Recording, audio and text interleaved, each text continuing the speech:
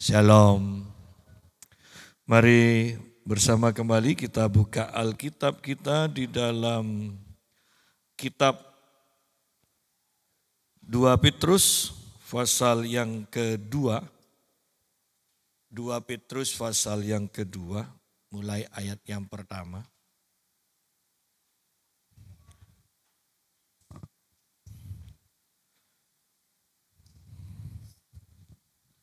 Sebagaimana nabi-nabi palsu dahulu tampil di tengah-tengah umat Allah, demikian pula di antara kamu akan ada guru-guru palsu. Mereka akan memasukkan pengajaran-pengajaran sesat yang membinasakan. Bahkan mereka akan menyangkal penguasa yang telah menebus mereka dan dengan jalan demikian segera mendatangkan kebinasaan atas diri mereka. Banyak orang akan mengikuti cara hidup mereka yang dikuasai hawa nafsu. Dan karena mereka jalan kebenaran akan dihujat. Dan karena serakahnya guru-guru palsu itu akan berusaha untuk mencari untung dari kamu dengan cerita-cerita isapan jempol mereka. Tetapi untuk perbuatan mereka itu hukuman telah lama tersedia dan kebinasaan tidak akan tertunda. Kita berhenti sampai sini dulu. Nah, judul perikopnya sangat sederhana, tentang nabi-nabi dan guru-guru yang palsu. Kita itu seringkali mendengar dan orang-orang terlalu fokus kepada munculnya nabi-nabi palsu, ya. Tetapi jarang dibahas tentang guru-guru palsu. Padahal kalau nabi palsu itu kan gampang, tinggal nubuatannya terjadi atau tidak, kemudian hatinya itu bernubuat karena uang atau tidak. Itu saja sebetulnya. Jadi sangat mudah untuk mengetahui nabi palsu dan nabi yang benar-benar nabi. Ya. Tetapi kalau guru palsu itu sukar untuk diketahui. Karena pembawaan mereka samalah dengan guru kebanyakan. Yang bahaya adalah mereka bisa mengajar sedemikian rupa dengan data-data, dengan bukti-bukti yang tidak bisa dibantah. Ya. Anda tahu itu salah, tetapi Anda tidak bisa menunjukkan di mana ya salahnya dan yang benar itu apa. Nah, kita pasti akan kalah berdebat dengan mereka. Nah, ini bahayanya guru-guru palsu. Dan kalau di sini dikatakan sebagaimana nabi-nabi palsu dahulu. Nah, dahulu tampil di tengah-tengah umat Allah. Berarti urut-urutannya jelas. Nabi-nabi palsu, ya. Nabi-nabi palsu. Berarti ini sudah jelas, selesai lah. Anggap selesai. Sekarang bagiannya guru-guru palsu. Sekarang zamannya guru-guru palsu. Dan Anda melihat hal-hal yang benar dahulu itu dirombak sedemikian rupa. Doa harus bertekun, sekarang Allah doa tidak perlu panjang lebar. Toh sebelum doa Tuhan sudah tahu hati kita. Ya kan? Dulu kalau orang Kristen itu terkenal. Kawin satu kali untuk seumur hidup. Sekarang kawin, cerai, kawin. Bahkan ada barusan saya dengar orang tanya begini. Loh Pak, ini orang Kristen juga yang tanya. Pak, katanya sekarang ini orang Kristen boleh kawin siri. Loh, kalau sudah ada isu seperti ini berarti kan ada yang memulai pengajaran atau memancing-mancing. Ini bisa diteruskan atau enggak? Kan politik seperti itu kan. Ya. Jadi lihat bahwa fondasi-fondasi yang sudah sedemikian rupa kuat itu bisa dihancurkan dan mau diganti oleh yang lain. Ya. Jadi hati-hati di sini sebab ini zamannya guru-guru palsu.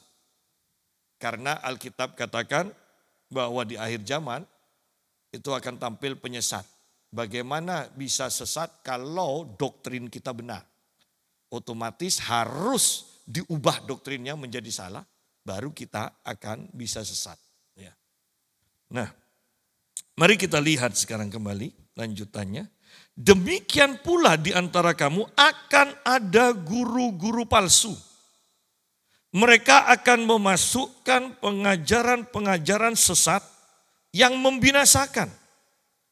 Mereka akan memasukkan pengajaran-pengajaran sesat yang membinasakan. Bahwa pengajaran selalu saya tekankan kan, itu penting. Kalau Anda sudah mendapatkan pengajaran yang salah, yang sesat dan Anda disesatkan, Anda pasti binasa. Bahkan kehidupan kita di muka bumi pun, kan? Ketika kita diajar, seringkali saya katakan, ketika kita diajar bahwa kalau sakit, Yesus sudah tidak menyembuhkan, dan kita harus pergi ke dokter dan hanya ke dokter. Kalau dokter sudah katakan, sudah tidak ada harapan. Maka selesai, kita akan binasa, kita akan mati. Mati dengan sakit penyakit kita itu. Tetapi kalau kita diajar bahwa Yesus tidak berubah, dahulu, sekarang, sampai selama-lamanya, Yesus masih menyembuhkan, ketika dokter mengatakan sudah tidak ada harapan, Anda tahu dengan pasti, karena Anda sudah diajar dengan benar, bahwa masih ada Yesus yang akan dan bisa menyembuhkan kita. Sehingga kita tidak perlu mati. Bayangkan kalau kita diajar juga, untuk hidup kudus kita harus hidup semiskin-miskinnya. Maka bahkan Anda bekerja pun, Anda menjadi orang pintar pun, Anda tidak akan berani untuk menjadi kaya. Kenapa? Karena sudah diajar sedemikian rupa. Yang jadi masalah sekarang, kalau Anda sakit, Anda butuh uang yang banyak. Kalau Anda mau memasukkan sekolah anak Anda ke sekolah-sekolah yang bagus, Anda butuh uang yang banyak. Anda bisa bayangkan ketika kita sudah didoktrin sedemikian rupa, mendapatkan pengajaran yang salah, dan di sini dikatakan pengajaran yang sesat. Bahwa untuk hidup kudus engkau harus menjadi orang yang semiskin-miskinnya, kita akan mati di bumi ini. Ya. Jadi lihat betapa pentingnya doktrin yang benar, pengajaran yang benar. Jangan sampai kita menerima pengajaran yang sesat. Dan di akhir zaman banyak sekali pengajaran yang sesat. Banyak sekali. Saya yang hari Senin ditanya oleh sharing dengan yang mengundang saya. Dan dia tanya tentang bagaimana pengalaman naik ke surga. Bagaimana dengan, kalau itu boleh apa enggak Pak? Ini sudah senior karena sudah hampir 80. Ya, dan seorang pendoa yang diakui sangat kuat. Dia bilang, tapi ada tabernakal kan. Saya tidak berani katakan salah atau enggak. Nah, kemudian dia akan lanjutkan, ada yang katanya tabernakalnya ada keluar minyak.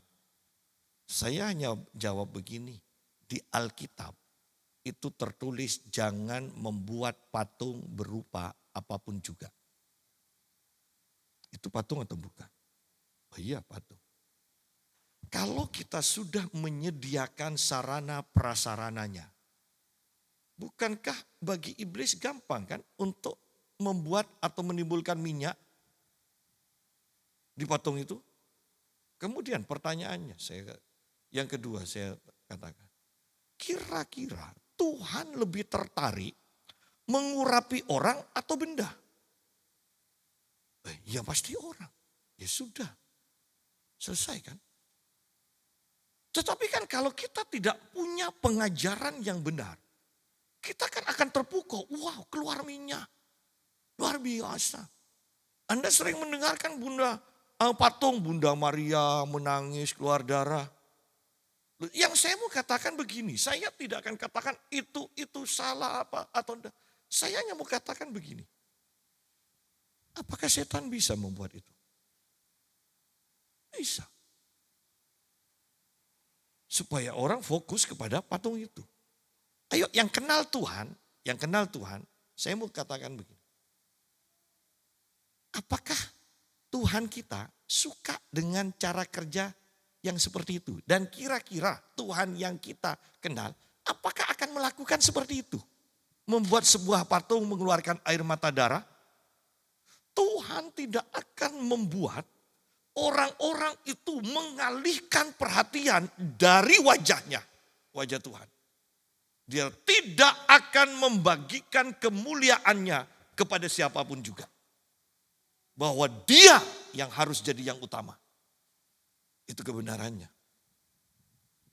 Jadi hati-hati dengan banyaknya pengajaran yang sesat. Banyak sekali. Ya. Kita bisa berbantah-bantah. Oh ya. Tetapi giliran untuk ngusir setan, sedikit yang mau tampil. Ya. Sedikit yang mau tampil. Saya dibawa oleh satu gereja yang saya layani untuk melayani pelepasan. Dan saya selalu heran. Bahkan pendeta pembantunya, ya. Bahkan saya ini hanya sepertinya disodorkan nih bagiannya Pak Yusa. Dan mereka tidak ikut-ikut sama sekali lantas. Ya. Mereka bisa mengajar di mimbar, bisa. Tetapi ketika praktek untuk ngusir setan, mereka hanya diam. Mereka katakan, bagiannya Pak Yusa. Loh, kok bisa? Sidang jemaat. Jadi mari kita perhatikan sungguh-sungguh kehidupan kekristenan kita ini. Ya.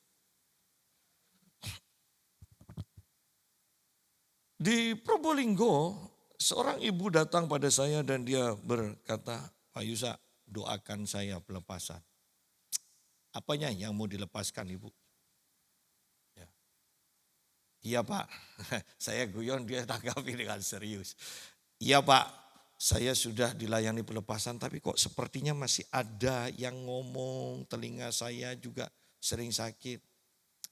Dan saya doakan, saya hanya lihat orang ini sudah mundur ketakutan dan akhirnya dia jatuh sendiri dan dia bergaya seperti ular.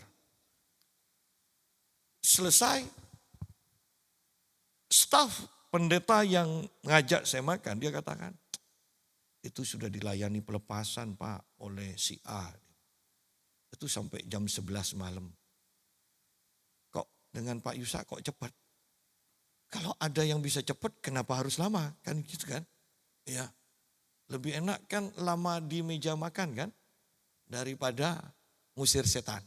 Ya. Jadi sidang jemaat kita itu banyak teori. Bahkan yang sesat-sesat pun kita terima. Giliran untuk yang praktis-praktis kita tidak bisa apa-apa. Kan ini bahaya. Ya. Bayangkan Anda kalau hanya bisa mempelajari ya senjata ini, ya kan? Tembakan, senapan, basoka, wah keampuhannya begini, nanti akibatnya bisa begini. Tapi Anda tidak pernah megang. Tidak pernah nyentuh. Tidak pernah nyoba untuk nembakkan. Iya kan? Nah saya mau katakan orang Kristen kebanyakan seperti itu. Tahu banyak teori. Ya. Yesus Tuhan dan Juru Selamat saya pribadi kalau mati masuk surga. Sungguh-sungguhkah? Kok bisa Anda mengatakan yakin masuk surga? Pernahkah Anda mendengar suara? Pernahkah Tuhan yang Yesus adalah Tuhan dan Juru Selamat yang ada di hati kita berbicara di dalam hati kita? Kalau tidak pernah, berarti kan Yesus tidak ada di dalam hati kita. Kalau tidak ada di dalam hati kita, bagaimana kita bisa mengklaim kita kalau mati akan masuk surga? Nah ini kan harus jadi pemikiran karena mati itu hanya satu kali. Dan tidak bisa diulang lagi. Ya kalau kekristenan mengajarkan reinkarnasi. Walaupun nanti kita jadi manusia kemudian mati jadi semut, ya, lahir jadi semut, enak juga. 2 detik hidup jadi semut, diinjak mati, nanti ya reinkarnasi lagi jadi gajah. Tidak ada yang berani injak sudah. Ya. Tetapi kita kan mati 1 kali. Setelah itu dihakimi. Nah, kalau sampai kita di sini kita sudah salah, tidak ada remedi. Ya kan? Tidak ada remedi. Itu yang bahaya. Ya. Oleh karena itu ayo sungguh-sungguh. Beribadah sungguh-sungguh. Cari gereja yang benar. Cari pengajaran yang benar. Ya. Mereka akan memasukkan pengajaran-pengajaran sesat yang membinasakan. Bahwa pengajaran itu membinasakan atau membawa kita pada kebinasaan, pasti. Ya. Pak, kan hanya pengajarannya, tapi kan sifat saya baik, tidak bisa. Karena pengajaran itu akan membuat pola pikir kita terbentuk. Pola pikir kita terbentuk, maka itulah iman kita dan apa yang kita kerjakan. Ya.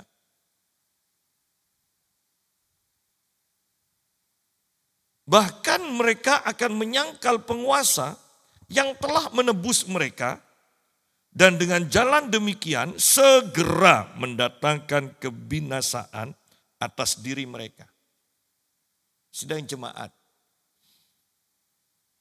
Di sini dikatakan penyesatan itu pada akhirnya akan membuat kita menyangkal Tuhan kita. Minimal sekarang kan. Coba lihat. Alkitab mengajarkan, di dalam Kristus aku sanggup menanggung segala perkara. Kemudian orang-orang mengajarkan, jangan katakan tidak bisa, aku bisa, pasti bisa. Mirip kan? Aku bisa. Orang Kristen mengajarkan, di dalam Kristus segala perkara aku bisa. Kan begitu. Mirip. Tetapi penguasa sudah disingkirkan. Ya, penguasa sudah disingkirkan. Dan yang kurang ajar, yang mengajarkan aku bisa, bayarannya lebih tinggi daripada pendeta itu. Ya, sekali seminar itu bayarannya jauh lebih tinggi. Hanya untuk mati saja kok harus bayar lebih tinggi. Nah, lihat di sini bahwa saya selalu katakan akhir-akhir ini gereja tidak baik-baik saja. Ya, gereja tidak baik-baik saja.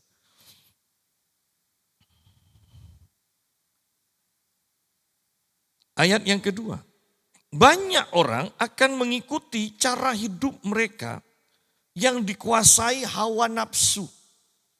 Dan karena mereka jalan kebenaran akan dihujat. Lihat guru-guru palsu ini. Dikatakan hidup mereka dikuasai oleh hawa nafsu. Ya. Dan mereka itu membuat orang-orang meniru. Saya percaya kita tidak harus miskin dan itu bukan rencana Tuhan untuk kita hidup miskin. Kita ditentukan hidup berkelimpahan. Ya. Kata berkelimpahan kita cukup dan ada yang keluar dari kita. Itu limpah namanya. Ya. Tapi bermewah-mewah, oh itu dijauhkan. Ya, itu dijauhkan. Nah, di sini dikatakan banyak orang akan mengikuti cara hidup mereka yang dikuasai hawa nafsu. Bukankah salah unsur yang tersirat di dalam ayat ini ada kemewahan?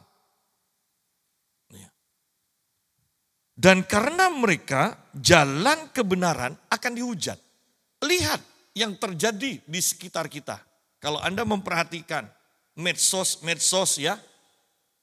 Bagaimana cara hidup kebanyakan pendeta sekarang Satu, diikuti oleh banyak pengikutnya, mungkin secara khusus jemaatnya.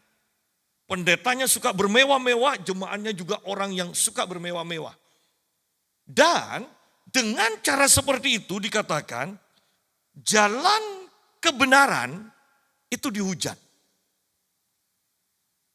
Pendeta kok pakai arloji 1,3 miliar. Kan dihujat kan? Pendeta kok kumpulannya hanya konglomerat, kalau yang miskin tidak diperhatikan. Kan ini berbicara mereka itu kumpul dengan orang-orang untuk memuaskan hawa nafsu mereka.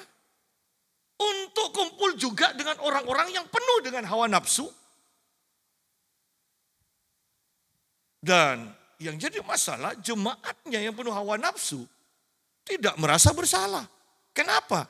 Karena mereka meneladani pemimpin mereka. Loh, orang pemimpin saya hidup bermewah-mewah. Ini benar, ini kasih karunia Tuhan. Kan begitu. Sehingga mereka tidak pernah tertemplak hatinya.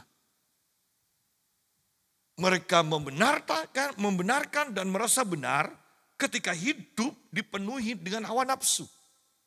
Sedangkan orang-orang yang lain yang jauh di bawah mereka, maka mereka hanya bisa menghujat. Iya kan? Mereka hanya bisa menghujat. Oh, dasar iri hati. Bukan soal iri hati. Memang itu hal yang tidak pantas. Saya bertemu seseorang dan dia katakan,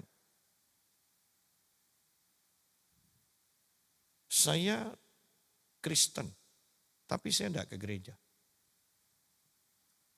Saya percaya Tuhan, tapi saya tidak mau ke gereja. Saya tanya, kenapa? Loh iya, dia sebutkan salah satu gereja. Saya tahu sendiri, seorang pendeta dengan mobilnya. Dan dia dibantu sopir. Dan itu mobil itu nabrak seorang ibu, dikatakan. Dan pendeta ini tidak mau turun. Semuanya harus ditanggungan ke sopirnya. Dia bilang, otomatis satu sopirnya menderita. Kedua, kalau sopir kan tidak mungkin dia punya alasan untuk tidak mengganti rugi kan. Ya. Pendeta kok seperti ini dikatakan. Itu kan sayang menjadi batu sandungan. Ya, menjadi batu sandungan. Jadi di sini kita harus hati-hati di akhir zaman.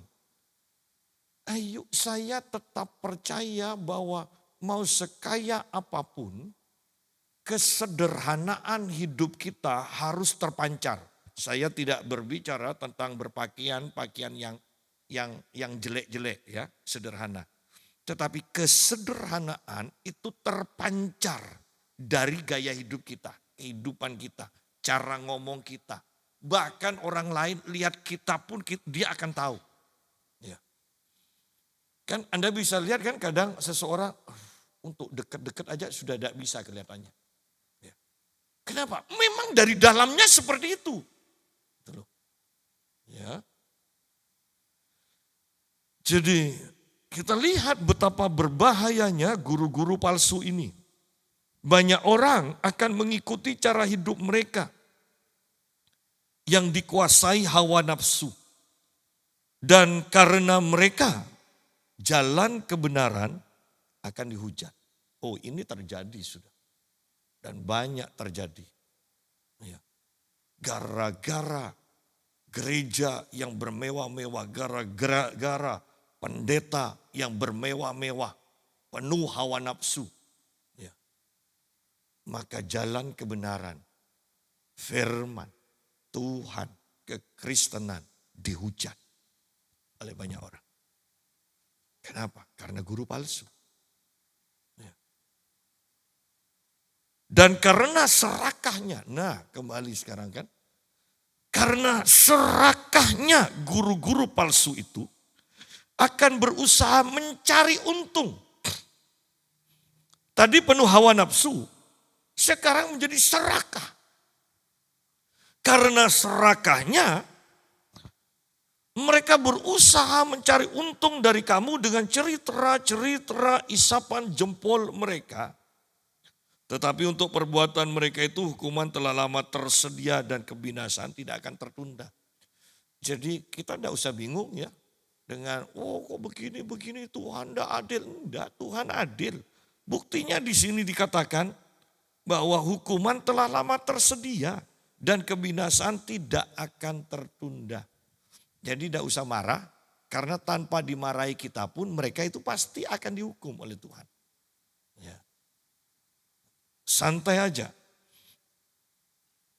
Tetapi di sini kita lihat mereka itu menjadi serakah, hawa nafsu diteruskan, dibiarkan terus. Itu akan menjadi-jadi. Mereka menjadi serakah, mereka kemudian berbual, berbohong. Mereka cerita yang dahsyat-dahsyat.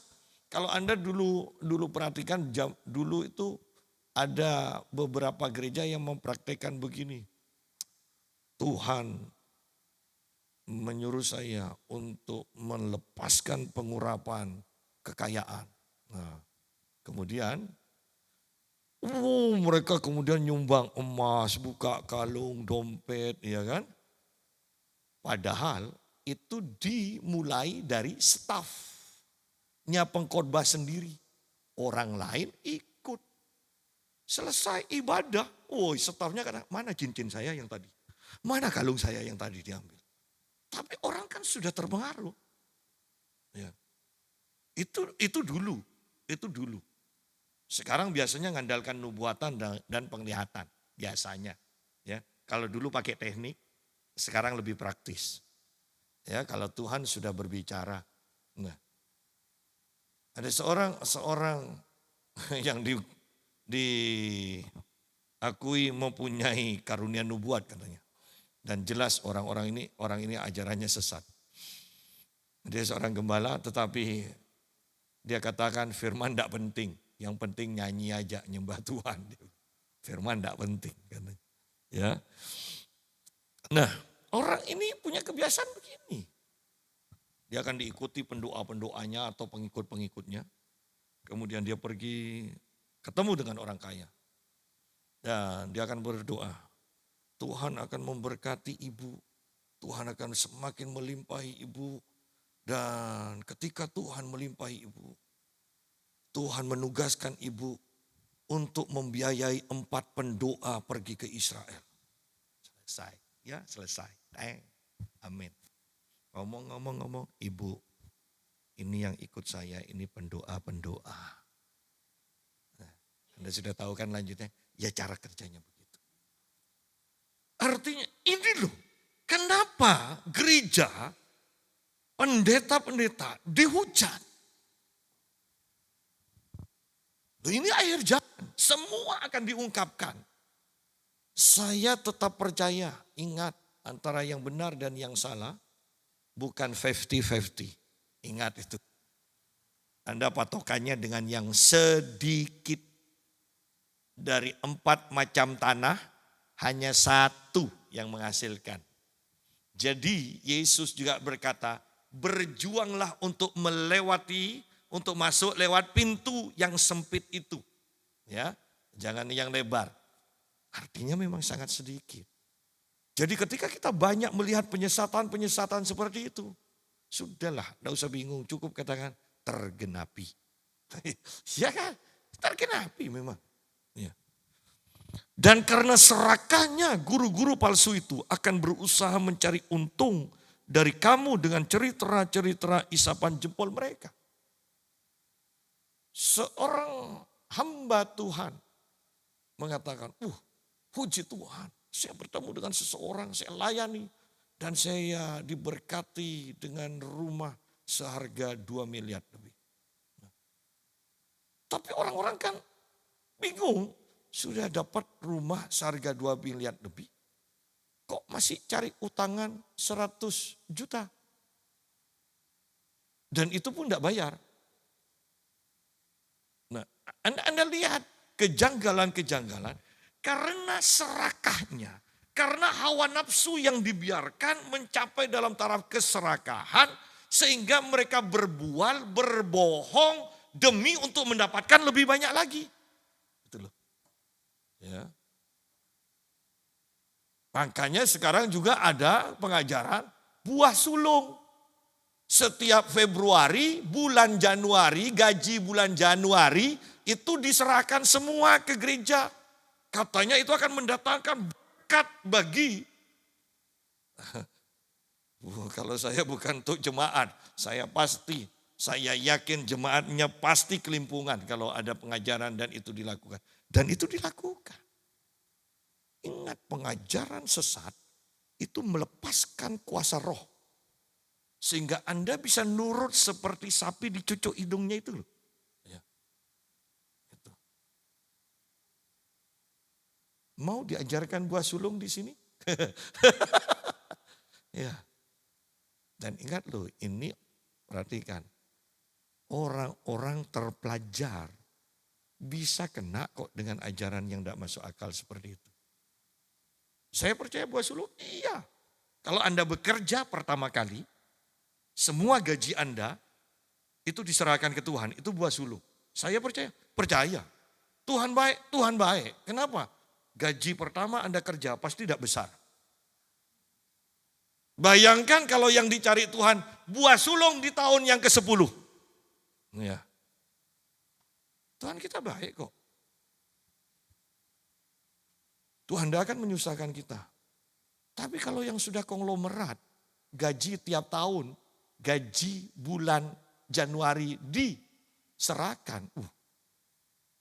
Yakin saya, pendetanya tidak akan mengalami pengangkatan. Kenapa? Bebannya terlalu berat di bawahnya. Ya, uang sama emasnya kan.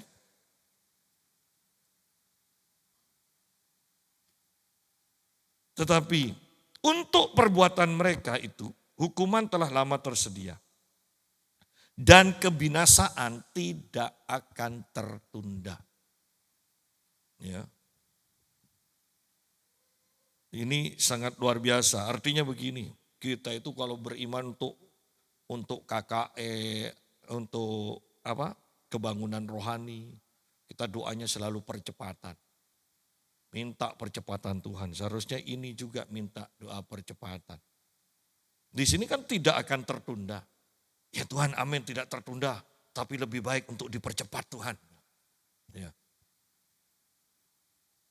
Sebab jikalau Allah tidak, di sini lihat bahwa hukuman itu telah lama tersedia, kebinasaan tidak akan tertunda, tidak akan berubah. Sebab jikalau Allah tidak menyayangkan malaikat-malaikat yang berbuat dosa, tetapi melemparkan mereka ke dalam neraka dan dengan demikian menyerahkannya ke dalam gua-gua yang gelap untuk menyimpan mereka sampai hari penghakiman. Ini malaikat tidak disayangkan. Ada 3 golongan yang sangat berharga sebenarnya di mata Tuhan. Tetapi itu pun tidak disayangkan oleh Tuhan. Mereka menerima penghukuman karena dosa mereka. Ya. Artinya guru-guru palsu pun tidak akan beda dengan mereka. Pasti Tuhan akan hukum. Ya. Pasti akan Tuhan hukum. Malaikat-malaikat yang berbuat dosa. Malaikat itu kan orang yang dekat sama Tuhan. Tetapi ketika mereka berdosa, Tuhan menghukum mereka kok. Padahal bayangkan, malaikat itu nyanyi di hadapan Tuhan itu sehari berapa jam. Dan yang pastinya di sana tidak ada jam lagi kan. Kekal. Dan mereka terus nyanyi. Tapi ketika mereka berbuat salah, langsung dihukum kok. Ya. Kita aja ketemu Tuhan tiap hari belum tentu 1 jam. Iya kan? Memangnya kita akan, kita orang istimewa. Yang nyanyi, yang ngagung-ngagungkan Tuhan aja terus menerus. Ketika berbuat dosa, Tuhan hukum. Apalagi yang jarang ketemu sama Tuhan, kan gitu.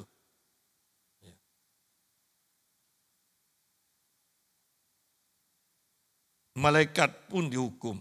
Ayat yang kelima, dan jikalau Allah tidak menyayangkan dunia purba tetapi hanya menyelamatkan Nuh, pemberita kebenaran itu, dengan 7 orang lain ketika ia mendatangkan air bah atas dunia orang fasik, Nuh dan dunia purba. Loh, dunia purba kan berharga. Bayangkan kalau binatang purba masih ada sampai sekarang. Dan ketemu. Di antaranya kan komodo kan. Kan itu binatang purba yang ketemu. Ya. Dan itu dia dilindungi langka. Ya kan. Toh Tuhan musnahkan juga yang lainnya. Itu adalah binatang-binatang berharga. Dunia purba itu adalah dunia yang berharga. Toh dibinasakan oleh Tuhan. Ayat 6. Dan jikalau Allah membinasakan kota Sodom dan Gomora dengan api. Dan dengan demikian memusnahkannya dan menjadikannya suatu peringatan untuk mereka yang hidup fasik di masa-masa kemudian. Sodom dan Gomora. Ini berbicara tentang orang-orang pandai, orang-orang yang maju lebih daripada bangsa lain. Ya, coba lihat. Lot kan melihat Sodom, wah negeri yang sangat baik. Oh berarti ini kan negeri makmur, Sodom dan Gomora. Kalau kita perhatikan sekarang, orang-orang yang terlibat LGBT, itu lebih banyak orang-orang yang the have loh. Ya. Lebih banyak orang-orang yang kaya, konglomerat bahkan. Di sini orang-orang, apakah orang Sodom dan Gomora orang pandai? Saya percaya mereka orang-orang yang pandai. Tetapi ketika mereka berdosa, Tuhan tidak menyayangkan, semuanya dimusnahkan. Sayangnya gereja sekarang ini jarang mengajarkan tentang penghukuman Tuhan. Padahal ada sebuah buku yang saya pernah baca. Karangannya dan itu juga pengalaman dari Jonathan Edward. Orang-orang berdosa di tangan Allah. Hamba Tuhan ini kacamatanya tebel. Jadi kalau khotbah gayanya juga jelek. Jadi dia hanya baca. Anda bayangkan kacamata tebel, ya baca sedemikian dekatnya. Dia hanya bacakan. Orang-orang berdosa di tangan Allah. Tiba-tiba orang yang berdiri, orang yang duduk jatuh, dan tidak bisa bangun. Mereka nangis, mereka tertemplak dengan dosa mereka. Khotbahnya yang terkenal, orang-orang berdosa di tangan penghukuman Allah. Kita sekarang jarang mendapatkan pengajaran yang seperti itu. Kita mendapatkan pengajaran tentang kasih karunia, hyper grace. Tuhan tidak pernah marah. Ingat 3 golongan ini. Ini golongan-golongan yang luar biasa. Itu pun dimusnahkan Tuhan. Ya. Oh, tidak mungkin kami bangsa pilihan Allah. Memangnya malaikat bukan golongan pilihan Allah. Ya. Itu dirancang untuk dekat dan melayani Tuhan secara khusus kok. Itu dimusnahkan. Jadi hati-hati, mari kita lebih sungguh-sungguh dengan Tuhan.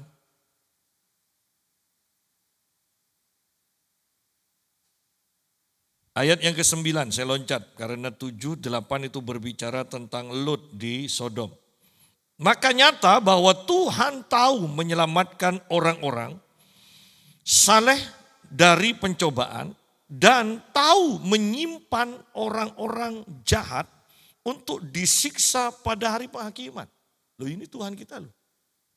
Iya kan? Berarti kita kan enggak boleh main-main. Jarang orang Kristen pun yang berpikir satu saat kita akan sampai ke dalam penghakiman seperti ini. Di sini, wow, Tuhan tahu menyelamatkan orang-orang saleh dari pencobaan. Ya. Jadi kalau kita mengalami pencobaan, tidak usah ngeluh, tidak usah bersungut-sungut. Karena di sini dikatakan Tuhan tahu menyelamatkan orang-orang saleh dari pencobaan. Apapun yang kita alami, yang kita katakan pencobaan, ingat Tuhan tahu dan Tuhan pasti menyelamatkan kita.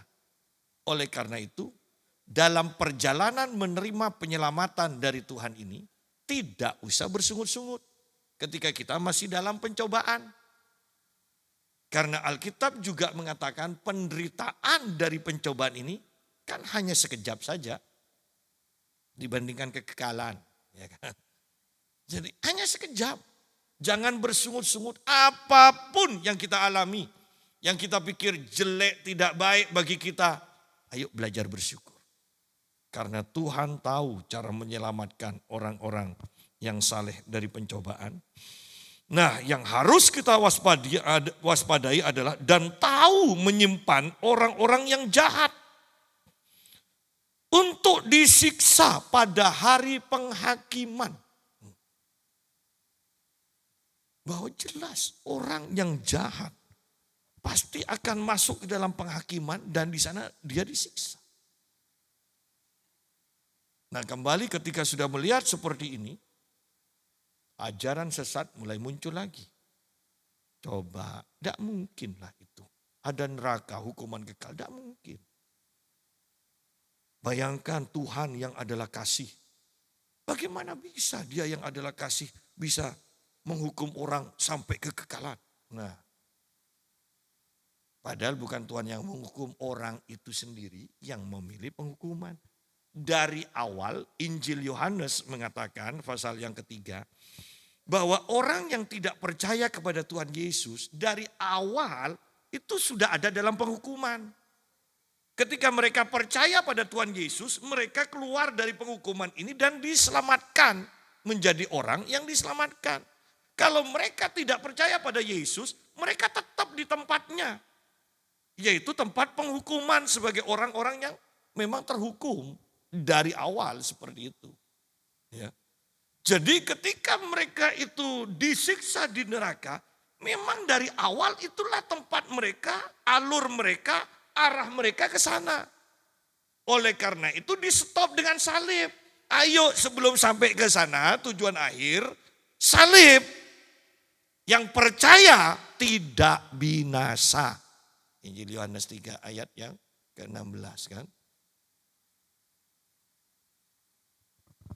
Tetapi banyak pengajaran sesat yang mengatakan, dan ini bisa diterima kan dengan logika kita, dengan otak kita, Tuhan kasih. Tidak mungkin Tuhan menghukum kita di neraka untuk selama-lamanya. Paling juga hanya beberapa saat, kemudian semuanya diangkat dan di neraka dan ada di surga semua. Masuk akal? Iya masuk akal. Tapi kan salah.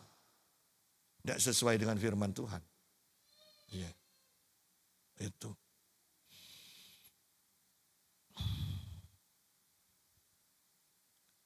Nah, ayat 10. Terutama mereka yang menuruti hawa nafsunya karena ingin mencemarkan diri dan yang menghina pemerintahan Allah. Pada akhirnya dari orang-orang terhormat yang berdosa, ketika ini diteruskan, mereka itu akan menjadi orang-orang yang mencemarkan diri, berarti kan merusak diri sendiri, merendahkan diri sendiri. Terutama mereka yang menuruti hawa nafsunya karena ingin mencemarkan diri dan yang menghina pemerintahan Allah. Banyak anak-anak muda yang bangga dengan sifat pemberontak mereka. Ya kan? Mereka mentato tubuh mereka sedemikian rupa, bahkan mukanya ditato, bahkan dikasih anting-anting, hidung, apa segala macam. Ya. Itu kan lambang pemberontakan mereka.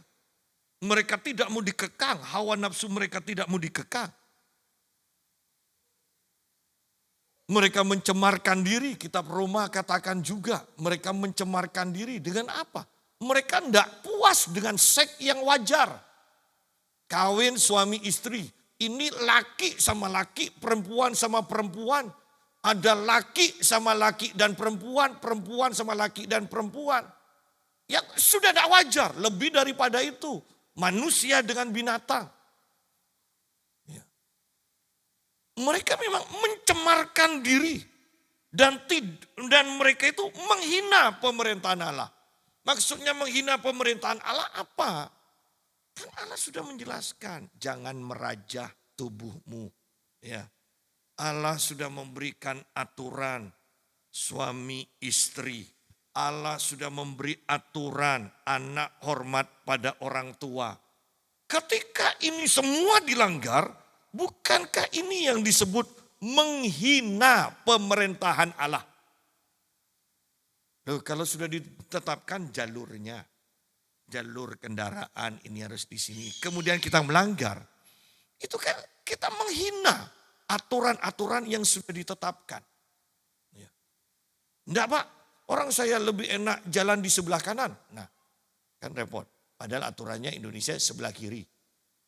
Itu menghina. Dan bahkan mungkin kita mengatakan, orang di Inggris saja, di Amerika jalannya sebelah kanan. Kita katanya ingin jadi negara maju. Saya ingin jadi negara maju, jalannya sebelah kanan. Loh, artinya kan dia mengagung-agungkan Amerika, merendahkan pemerintahan Indonesia.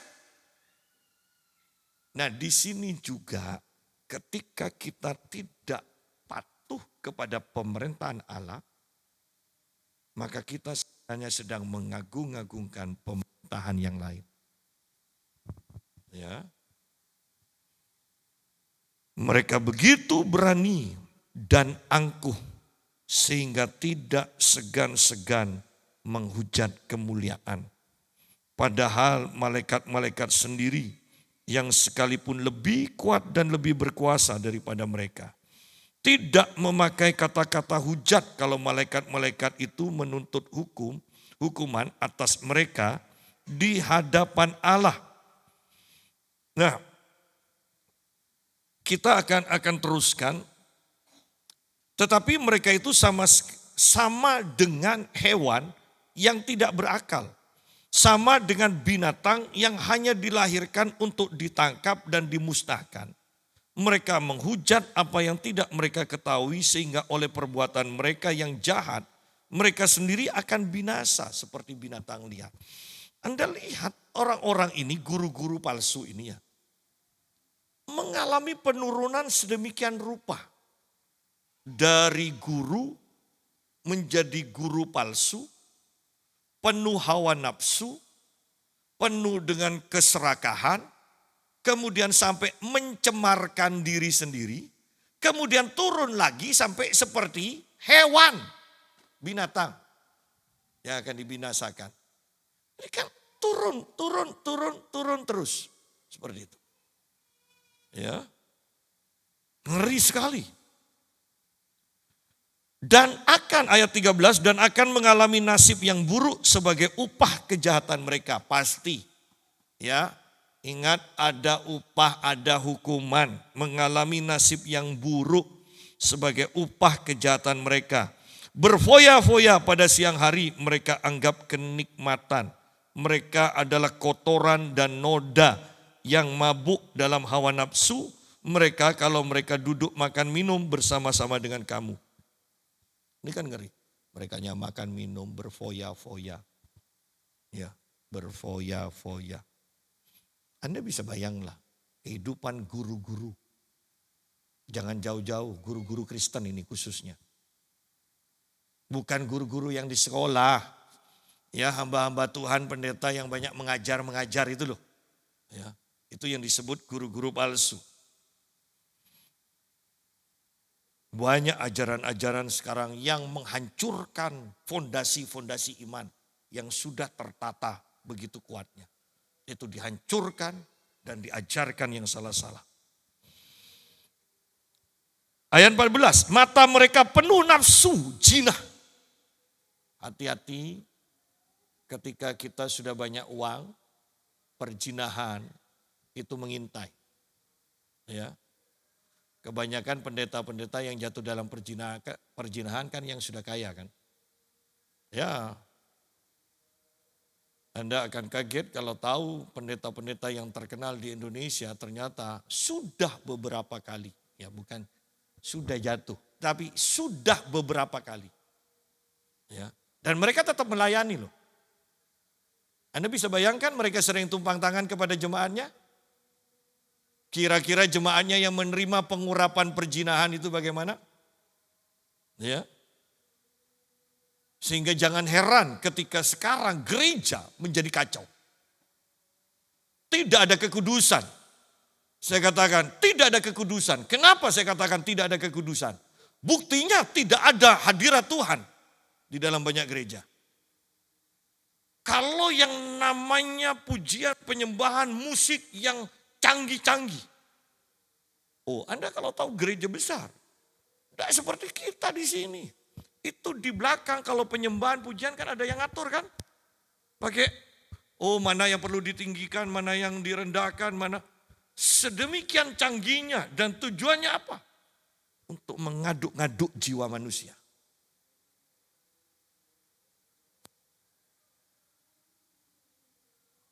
Karena kalau memang hadirat Tuhan turun, pertobatan pasti terjadi. Pasti orang akan mengalami jamahan Tuhan. Tapi kalau kita mengatakan hadirat Tuhan luar biasa, tapi tidak ada perubahan. Tidak ada takut akan Tuhan. Tidak ada kesadaran untuk hidup kudus. Bohong. Orang-orang seperti itu ditentukan untuk masuk ke dalam penghukuman.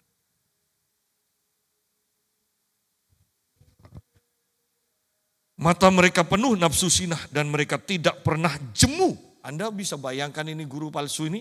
Tidak pernah jemu berbuat dosa. Loh, makan aja kadang kita capek kok makan. Iya kan? Kadang kan kita jenuh makan terus kan. Ada waktunya diajak, enggak lah. Ya. Walaupun kita makan biasa-biasa aja, sebetulnya kalau kita peka, ada waktu-waktu tertentu kita jenuh kok untuk makan. Bukan karena sakit, tapi memang ada jenuh. Tetapi bayangkan orang yang hidup dalam hawa nafsu. Mereka jatuh. Sampai dalam taraf mereka tidak pernah jemu berbuat dosa. Wow. Itu kan sama aja dengan sebutan nantinya manusia durhaka di dalam kitab Tesalonika kan. Ya. Tidak pernah jemu berbuat dosa. Wow.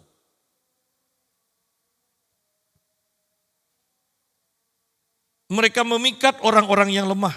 Hati mereka telah terlatih. Wah, tidak pernah jemu berbuat dosa. Terlatih dalam keserakahan. Anda siapa yang pernah latihan serakah? Nah, kalau jauh berarti kita ya. Iya, puji Tuhan tidak ada yang angkat tangan kan? Kita tidak pernah latihan. Yang kita hadapi ini orang-orang yang terlatih. Wow, itu berarti setiap hari. Ya kan namanya terlatih kan setiap hari dilakukan. Serakah. Tidak ada teguran. Tidak ada teguran dosa. Tidak ada templakan lagi dari Roh Kudus. Mereka terlatih untuk serakah. Mereka memikat orang yang lemah, hati mereka telah terlatih dalam keserakahan. Mereka adalah orang-orang yang terkutuk. Selesai sudah, kalau di sini sudah. Mereka adalah orang-orang yang terkutuk. Kalau sudah dikutuk Tuhan, mau apa lagi? Ya. Mereka adalah orang-orang terkutuk. Sudah diingatkan? Pasti sudah. Lihat di sini bahwa Tuhan itu baik. Ayat 15. Oleh karena mereka telah meninggalkan jalan yang benar, maka tersesatlah mereka. Mereka meninggalkan jalan yang benar, maka mereka tersesat. Ya. Mereka sendiri loh yang meninggalkan. Karena mereka telah meninggalkan jalan yang benar, maka tersesatlah mereka. Lalu mengikuti jalan Biliam anak Beor yang suka menerima upah untuk perbuatan yang jahat. Tetapi Bileam beroleh peringatan keras untuk kejahatannya. Loh, Tuhan tidak langsung menghukum kok. Ada peringatan. Masih kurang peringatan yang keras. Untuk kejahatannya, sebab keledai beban yang bisu berbicara dengan suara manusia dan mencegah kebebalan nabi itu. Loh, berarti Tuhan itu sudah berusaha sedemikian rupa ya supaya kita bertobat. Bayangkan keledai yang tidak bisa bicara aja, bisa jadi bicara kan seharusnya. Bileam bertobat sungguh-sungguh. Tetapi hebatnya kalau sudah terlatih dalam keserakahan, kata terlatih, sukar loh untuk mengubah. Kalau sudah terlatih. Ya. Ayo Anda coba ubah kebiasaan orang yang latah. Ya. Coba, Bu jangan teriak ya. Terus dia kan langsung ngomong tetap tahu tempe. Nah, Bu jangan ngomong tahu tempe ya. Ya, tahu tempe kan gitu terus. Artinya yang sudah terlatih itu sukar untuk diubah. Sampai-sampai Bileam, keledai yang tidak bisa ngomong, bisa ngomong. Keledai yang seharusnya tidak ada hubungannya dengan alam rohani, alamnya Tuhan, supranatural. Bisa lihat malaikat, keledainya cerita. Tapi lihat di sini, toh Bileam tidak bertobat. Jangan berkata pada saya tetap mau berbuat dosa. Kecuali Tuhan datang sendiri pada saya.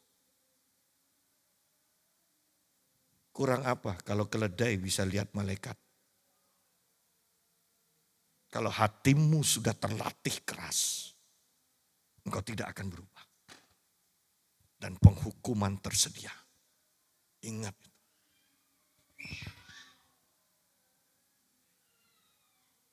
Guru-guru palsu itu ayat 17.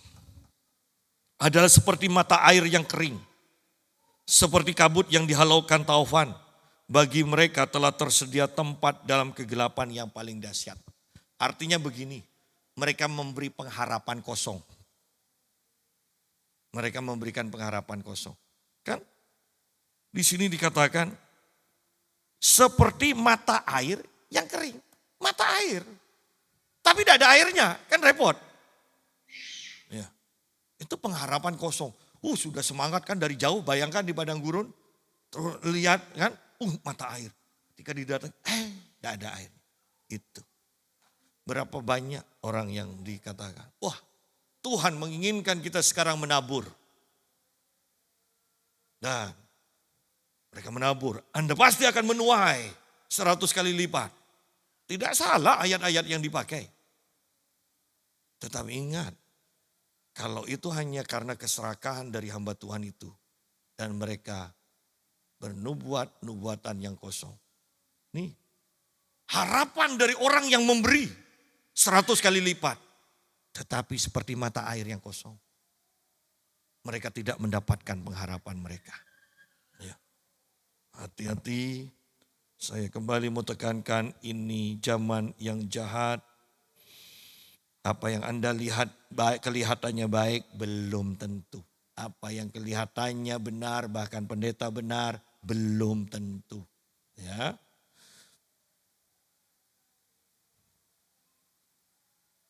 Ayat 18, kita akan cepat selesaikan.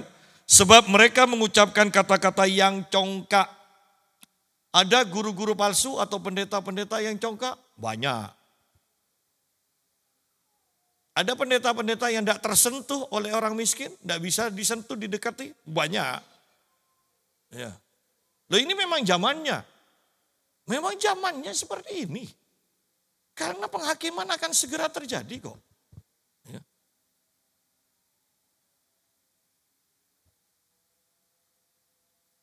Sebab mereka mengucapkan kata-kata yang congkak dan hampa dan mempergunakan hawa nafsu cabul untuk memikat orang-orang yang baru saja melepaskan diri dari mereka yang hidup dalam kesesatan. Kesesatan. Kan kasihan. Ini seperti Tuhan Yesus katakan, ya. Orang-orang Farisi mentobatkan satu orang, untuk membuat orang itu jauh lebih jahat nantinya. Ini sama, guru-guru palsu seperti itu. Yesus dulu yang diberitakan kan, setelah itu diajar yang salah-salah. Ya. Jadi inilah guru palsu dan inilah zaman dari guru palsu. Mereka menjanjikan kemerdekaan kepada orang lain padahal mereka sendiri adalah hamba-hamba kebinasaan. Karena siapa yang dikalahkan orang, ia adalah hamba orang itu. Bayangkan mereka menjanjikan kemerdekaan padahal mereka sendiri adalah hamba. Hamba kebinasaan, hamba keserakahan, hamba kecemaran. Mereka hamba. Kok mau menjanjikan kemerdekaan? Ya. Ayat 20 dan sampai 22 kita akan tutup. Sebab jika mereka oleh pengenalan mereka akan Tuhan dan Juru Selamat kita, Yesus Kristus telah melepaskan diri dari kecemaran-kecemaran dunia, tetapi terlibat lagi di dalamnya, maka akhirnya keadaan mereka lebih buruk daripada yang semula. Jadi guru palsu ini awalnya adalah, mungkin saya mau katakan begini, guru palsu ini awalnya orang yang serakah, orang yang cemar, kemudian diselamatkan, terima Tuhan Yesus, kemudian masuk dalam kesesatan, mereka meninggalkan semua pengetahuan yang benar tentang firman Tuhan, maka mereka akan kembali kepada keserakahan yang lebih daripada awalnya. Kecemaran yang lebih dari awalnya. Loh, orang cemar bersetubuh dengan orang cemar, kan Anda bisa katakan wajar. Tetapi bayangkan kalau pendeta bersetubuh dengan jemaat. Kan ini lebih cemar daripada yang awal. Iya kan? Ini kan lebih parah.